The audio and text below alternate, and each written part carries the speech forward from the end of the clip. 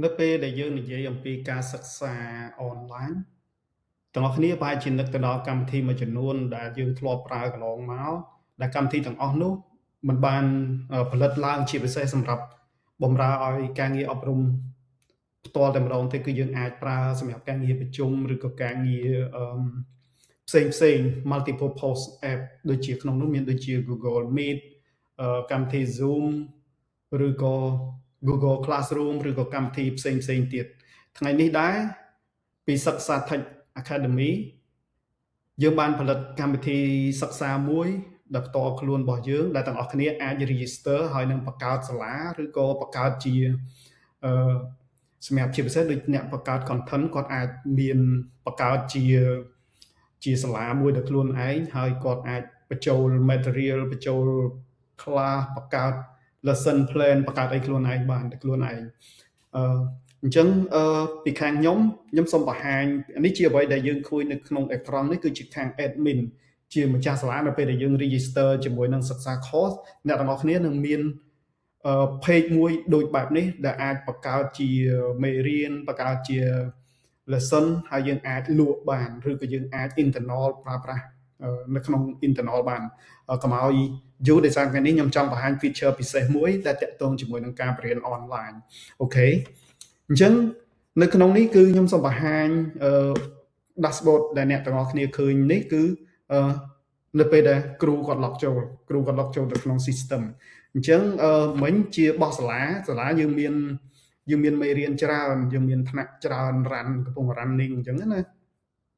អញ្ចឹងដោយឡែកយើងចូល dashboard មកយើងឃើញមានថ្នាក់ច្រើននៅក្នុងហ្នឹងអញ្ចឹងយើងមាននេះអញ្ចឹងសម្រាប់គ្រូគាត់ log ចូលមកគាត់ឃើញតែថ្នាក់ណាដែលគាត់កាន់ឬក៏ថ្នាក់ណាដែល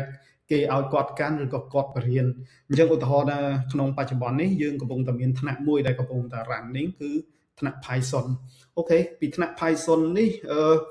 យើងឃើញនៅក្នុងនេះយើងកម្មវិធី LMS របស់យើងគឺយើងផ្ដោតតាមនិយមគរុកោសល្យដែលយើងប្រើប្រាស់ក្នុងការបរៀននៅក្នុងថ្នាក់ផ្ទាល់ប៉ុន្តែយើងបំលែងពីការរៀននៅក្នុងថ្នាក់ដោយ innovation បូកជាមួយនឹងការបញ្ចូលtool និង technology មួយចំនួនមានទាំង smart ដូចជាការបរៀនអាច online យើងអាច live session record មេរៀនជាមួយខ្ញុំទៀតខ្ញុំនឹងបង្ហាញហើយនេះគឺជា lesson plan ធម្មតាយើងមាន lesson plan នៅពេលដែលបរៀនយើងមាន lesson plan អញ្ចឹងសម្រាប់គ្រូគាត់មាន lesson plan របស់គាត់ដែលគាត់អាចបើកមើលឬគាត់ follow ទៅតាមនឹងអានេះខ្ញុំធ្វើជាភាសាអង់គ្លេសទាំងអស់ក៏ពិតយើងអាចដាក់ជាភាសាអីក៏បានដែរ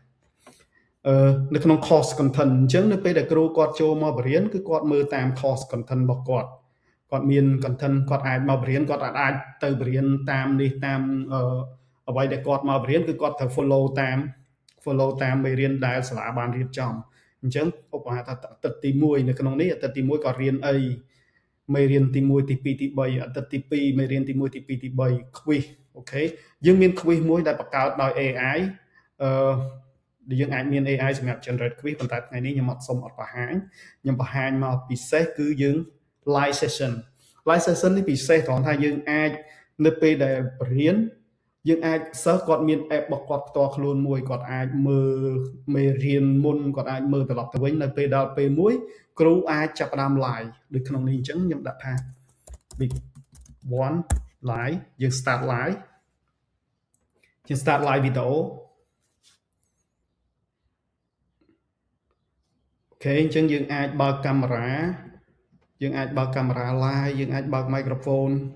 គ្រូសិស្សជជែកគ្នាហើយនៅពេលក្នុង app សិស្សនឹងមាន notification មួយអញ្ចឹងដល់កន្លែងសំខាន់ឧបមាថាព្រោះជាទូទៅការបរៀនជាបទពិសោធន៍របស់ខ្ញុំមានសិស្សមួយចំនួនគាត់អាប់សង់អត់បានចូលរៀនទេអញ្ចឹងយើងអាច record កន្លែងដែលសំខាន់យើងអាច start record មេរៀននឹងអញ្ចឹងឧទាហរណ៍ក្នុងនេះខ្ញុំនឹង record មេរៀននេះទុកអញ្ចឹងឧបមាថាយើងបរៀនក្នុងវគ្គសំខាន់ដែលបញ្យល់ពី logic ឬក៏អីមួយអញ្ចឹងណាអញ្ចឹងយើងអាច record session នឹងពេលយើង record ហើយយើងអាច stop record ខ្ញុំសុំ end session ដើម្បីទៅបកទៅមើល record របស់យើងអញ្ចឹងនៅក្នុងនោះពេល record ចប់យើងអាចមាន record នេះមួយឡើងវិញអញ្ចឹងអានេះគឺអ្វីដែលយើងបាន record មិញអញ្ចឹងសិស្សផ្សេងទៀតដែលគាត់អត់បានមករៀននៅក្នុងហ្នឹងគឺគាត់អាចមកមើលវីដេអូចាស់ដែលគ្រូ record មិញអូខេហើយក្រៅពីហ្នឹងក៏យើងមាន attendance យើងមាន quiz យើងមាន assignment យើងមាន